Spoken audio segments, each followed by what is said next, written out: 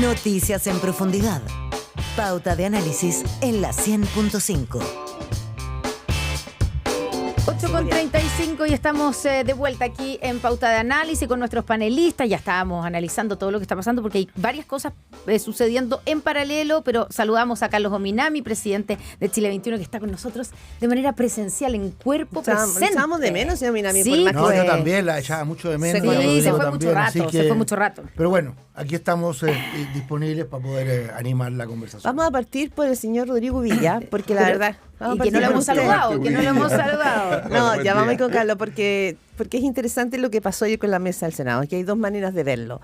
Uno es que finalmente, el Senado genera acuerdos y los acuerdos pueden gustar o no gustar, pero lo otro es la lectura más política respecto de que esto puede significar o evidenciar un problema de gobernabilidad al interior de Chile Vamos y que podría afectar a la propia candidata Evelyn Matei. Entonces, ¿cómo lo ve usted? Yo creo que a nadie le gusta que se produzcan estas tensiones al interior del Senado, digamos, sobre todo cuando se elige su presidente o su mesa directiva. Dicho eso, creo que extrapolar la condición de negociación con una derecha, por así decirlo, dividida, extrapolarlo a un mundo que es absolutamente distinto. Aquí estamos hablando de los futuros candidatos, de los actuales candidatos a presidente y el futuro presidente o la futura presidenta. A mí me pasa que el origen de esto también tiene que ver con una oportunidad que visualizó sectores que son distintos a Chile Vamos. De la izquierda. Y no solo la izquierda, también el Partido Republicano y el Partido Social Cristiano.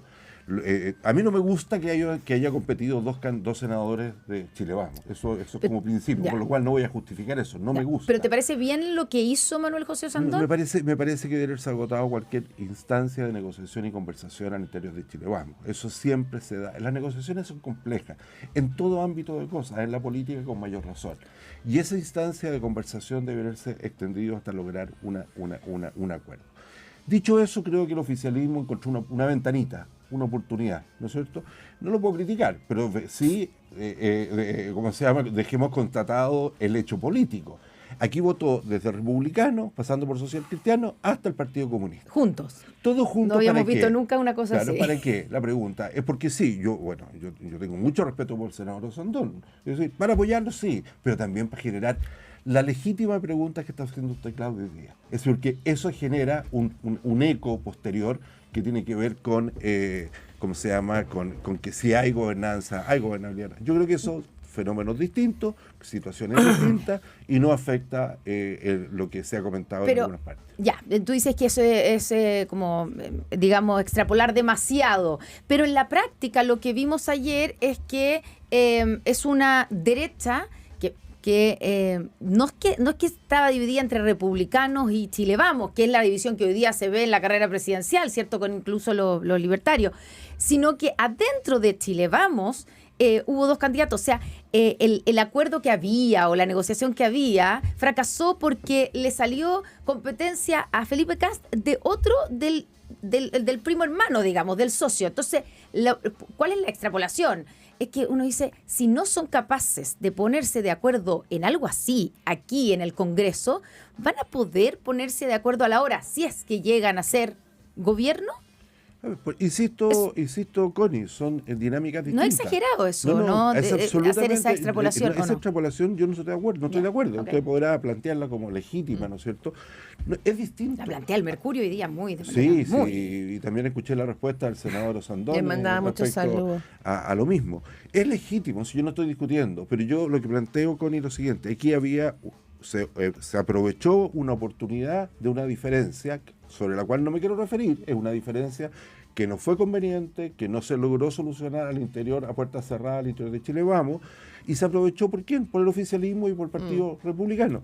Ahora, ¿eso significa que cualquier decisión de un futuro gobierno de la presidenta, Matei, va a estar mandada o va a estar tironeada por esto? No, no es así, no lo ha sido, no lo fue en los gobiernos del presidente Piñera y no lo tiene por qué ser hoy día, porque es distinto ejercer el liderazgo en el Ejecutivo como presidente. Yo decía, comentamos con Connie, porque me ha tocado reportear política hace muchos años, que no nos saquemos la suerte en el solitario, que al final de cuentas estas divisiones en la derecha y en la izquierda pasan siempre. Le pasó a Bachelet, le pasó a Sebastián Piñera en sus 2 gobiernos. Entonces estas cosas están... Pero quiero que... Y el secreto, con esto termino, Sí. el secreto es que el presidente o la presidenta sepa administrar estas diferencias, Claro. y buscar, ¿no es cierto?, los factores comunes. Que no Y siempre yo es creo fácil. que en el caso de Matei eso está clarísimo. Carlos Minami, ¿cómo ves ese punto? Y me quiero cambiar también rápido porque tampoco para el mundo de la centroizquierda está siendo fácil el tema de los acuerdos. O sea, Carolina Toá sigue siendo la candidata solo del PPD. Pero, ¿qué opinas de lo del Senado? Bueno, yo creo que a mí no me gusta lo que pasó en el Senado. ¿Por qué? Creo que es un acuerdo precario, es una mesa encabezada por un presidente de un sector por el cual solamente tres o cuatro senadores de su sector votaron por él. Por tanto, entonces es un acuerdo precario que muestra también las vulnerabilidades del sistema, la falta de lealtad, la falta de la disciplina. Y desde ese punto de vista yo entiendo que Rodrigo trate como de focalizar el problema y restarle importancia, pero la verdad es que muestra que la capacidad también de ordenar a Chile Vamos está en cuestión, y eso, si se planteó a propósito de la presidencia del Senado, se puede plantear a propósito de cualquier otro tipo de iniciativa. ¿Es un triunfo de la izquierda, como dijo Felipe Cas y algunos otros de Chile Vamos ayer? Yo creo, mira, yo encuentro que es como es una derrota más de la política, porque es cierto, la centroizquierda aprovechó la oportunidad, pero pienso que también puede ser un poco pan para hoy y hambre para mañana, porque así como se generó este acuerdo, así mismo se puede fácilmente romper. Entonces yo habría sido mucho más partidario de un acuerdo en serio. Ahora, digamos las cosas como son, el acuerdo en serio se rompió mucho antes. Sí, bueno, lo que decía el senador Sandón. Entonces eso, digamos, también que es así, que la presidencia del senador García, que creo que fue una buena presidencia del Senado, respondía también a una ruptura del acuerdo. Que una vez que se rompen, es difícil volver a surcirlo, entonces como que se instala. Quizás para hacer la vinculación con el problema siguiente, que todo esto pase en el momento en que hay una presión corporativa sobre el Senado brutal a propósito de la ley de pesca. La verdad es que muestra una mala imagen del país. Bueno, vamos a la... Sí, porque, y además para que vayamos a lo que pasó ayer con la ley de pesca. Además que esto de separar las presidencias por año, ¿no es cierto?, es una pregunta de fondo. Uno requiere una cierta proyección del ejercicio de la presidencia. Entonces, ¿qué puede hacer un presidente en los temas de fondo, de gestión de una corporación tan compleja como esa en un año? Entonces, también esto parte de la lógica de que, son 4 años, 4 partidos, 4... ¿me entiendes? No, debería ser 2 y 2, ¿no? No sé, Sí. oye, o 1 por 4. Uno. Pero sigue una agenda compartida por todos. Fue el caso de don Gabriel Valdés. Claro. Gabriel Valdés Claro, que fue pero era otro era momento. otro- era Entonces, otra había una época, cierta- claro, otro y Chile. había una Pero por eso, necesidad pero evidente no estaremos de... tocando pero- otra vez otra manifestación de la fragmentación política. Eso yo es creo el que punto. es bien importante lo que dice Rodrigo, porque en el fondo es también la devaluación de la presidencia del Senado. O sea, es como una moneda de cambio. Que es lo único que queda, como- porque la Cámara Baja Ya está cada 8 bastante... meses, no sé sí. cada cuánto Sí, tiempo. uno no entonces, sabe quién es el presidente Ya, del Senado. ustedes pusieron Ahora, el tema sí. de la ley de pesca, que es un tema importante porque es una ley polémica desde hace un rato. Se habló de la ley Longueira, ha tenido muchas versiones esta discusión. El gobierno entró a ser parte de esta discusión, en la Cámara Baja hizo una votación, el Senado la está revirtiendo, y eso es lo que significa, esa es la razón por la cual los pescadores artesanales han salido a la calle y se han manifestado violentamente. Entonces, ¿cómo se administran crisis de este tipo? Mira, este es un sector extremadamente complejo. Yo lo conozco relativamente bien. Me tocó como ministro de Economía tramitar en el Parlamento. Una de las primeras leyes que se tramitó fue un cambio a la ley de pesca, porque justamente al final, en las postrimerías del tiempo del régimen militar, se habían producido modificaciones que eran muy lesivas para el conjunto del sector, y había bastante conciencia en la necesidad de introducir esas modificaciones. Pero la verdad es que las presiones que hay en este sector son francamente brutales. Yo no creo, ya se lo decía recién a Rodrigo, yo no creo que esto sea una confrontación entre los buenos y los malos. Los buenos son los artesanales, los malos son los industriales. Aquí hay trabajadores involucrados en ambas partes, en el sector artesanal. Entonces es una lucha más bien corporativa, donde no es lucha contra buenos y malos. Y a mí, francamente, me parece grave que se produzcan este tipo de situaciones que no son nuevas. Me recordaba también el incidente cuando se metió un bote, se quemó un bote y entró justamente al Parlamento hace ya algunos años atrás. Entonces, yo no sé, creo que es muy importante resistir las presiones. Ahora, yo no conozco todos los detalles del fraccionamiento, no sé exactamente quién tiene la razón, pero a mí no me parece que sean estos los métodos para los efectos de poder resolver los problemas. Claro, Rodrigo Villa suma una cosa, porque claro, aquí hay un punto que es el cómo se ha tratado de mejorar o cambiar la ley de pesca, que es una discusión, porque incluso hay quienes sostienen que no era necesario hacer todo esto, pero claro, hay un pecado de origen de esta ley de pesca, que se instaló como una ley corrupta, recordemos, ley Longueira, todo eso que pasó, y entonces de ahí sale este proyecto de ley que fue demorándose demasiado. Entonces lo que se hace es separar una parte que es la ley del fraccionamiento y para hacerlo como una ley corta, digamos. Eso es lo que se está discutiendo en este momento, el fraccionamiento pesquero y las cuotas. Y claro, y en la Cámara de Diputados salió de una manera que beneficiaba a juicio de los pescadores artesanales, más a los pescadores artesanales. Ellos estaban contentos, y el Senado está tratando de retroceder y de darle una cuota mayor a los industriales versus sino que bajarle la cuota de los artesanales, que tenían como 70-30 en algunos de la merluza, ya. Pero esa es una discusión, y la otra es el tema de la seguridad y el orden público y las manifestaciones violentas. Y lo pongo aquí porque no habíamos visto carros policiales quemados como lo vimos ayer desde el estallido social. Eso no había pasado. Quiero preguntarte, ¿cómo viste la reacción del gobierno? Vimos al subsecretario Cordero, la dureza con que se manifestaron, porque ahí hay un peligro de que esto se legitime, digamos, como método de un grupo de interés que quiere imponer su postura. Sí, a ver, Connie, primero sobre el tema de fondos, después de orden público. Estamos frente a una de las industrias principales de desarrollo económico del país. La pesca en Chile no es un tema de tercer o cuarto orden. El país recibe muchos ingresos producto de la venta de este recurso natural. Segundo elemento importante, lo que está en discusión es el proyecto presentado por el gobierno. La historia, ¿no es cierto?, del relato que tú acabas de hacer de la historia de esto ya es historia. Aquí el gobierno hizo un planteamiento y como corresponde se discute en las dos cámaras. Hay diferencias significativas entre lo planteado en beneficio de los pescadores artesanales en la Cámara versus lo que está planteando en el Senado. ¿Es legítimo o no es legítimo eso? En mi opinión sí lo es. Para eso es el órgano legislativo, para que se vean las distintas dimensiones, y me imagino que ellos estarán ponderando, ¿no es cierto?, no si beneficio al sector A o el beneficio al sector B, como decía Carlos, no el bueno o el malo, sino cómo podemos potenciar una industria que es esencial para Chile. ¿Para qué? Para poder tener educación, por los impuestos que se pagan, etcétera. Dicho eso, me parece que es absolutamente indebido que este sector se exprese de manera violenta, como lo ha hecho no ayer solamente, sino también lo hizo antes de ayer o hace 2 días atrás.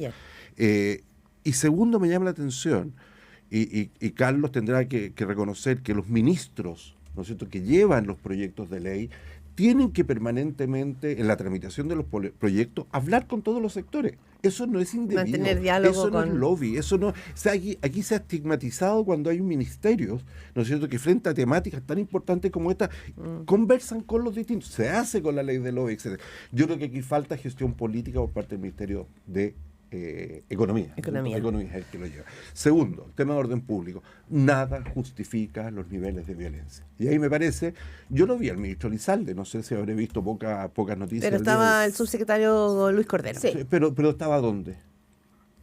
No, estaba en otro punto, en otro punto de prensa, estaba con el general director de Carabineros. No estaba entre medio de los camiones quemándose. Pero sí fue el delegado presidencial. El delegado presidencial estaba ahí. Está bien, pero esto fue yo hago mi comentario en función de la prioridad del tema. Te fijas tú, esto fue corte de carretera, violencia. Creo que hay 19 carabineros heridos. Sí, 4 camiones quemados. Entonces es muy grave. Carlos. Y esto va a empezar no solo acá, va a seguir en el sur, en la zona de Puerto Valdivia, en todas partes. Carlos Minami. Mira, yo creo que efectivamente es una muy mala imagen que se da del país. Yo hacía el símil entre lo que ocurrió en el Senado, con expresión también de un cierto desorden político y las presiones que se están ejerciendo sobre este mismo Senado por parte de un sector de la pesca, como dice Rodrigo, un sector muy importante desde el punto de vista del desarrollo exportador chileno.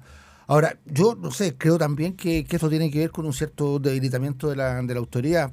Tiene que resolverse ya muy próximamente, nombrarse un nuevo ministro de seguridad que esté expresamente a cargo de estos temas y que pueda dar la garantía que no se vuelvan a repetir, porque efectivamente son imágenes muy muy fuertes las que vimos con los carros policiales quemados. Hay gente que dice que ya no fueron los artesanales, sino que son también sectores que se infiltraron en la manifestación. Habrá que saber si eso es efectivo o no es efectivo. Perdona, pero hay un punto que yo creo que no se puede desconocer, y es que esta es una ley, la discusión de esta ley es una ley que llega muy cargada, porque también hay mucha sospecha, que quizás, digo, lo que hay de fondo en la decisión que toma la Cámara Baja, que es muy distinta de lo que está haciendo el Senado, es que a lo mejor hay sospecha respecto de si el mundo político va a volver a dictaminar una ley que los pescadores artesanales sentían que los habían perjudicado, que fue la ley Longueira. Entonces, eso también está como telón de fondo, la confianza en el Parlamento. Lo que pasa es lo siguiente, si lo que llama la atención es que este proyecto se haya aprobado con bastante facilidad en la Cámara de Diputados y los problemas se planteen en el Senado. Yo no sé exactamente cuál ha sido la posición del gobierno al respecto, porque esto también es de iniciativa exclusiva. Sí. Los parlamentarios no pueden cambiar el fraccionamiento.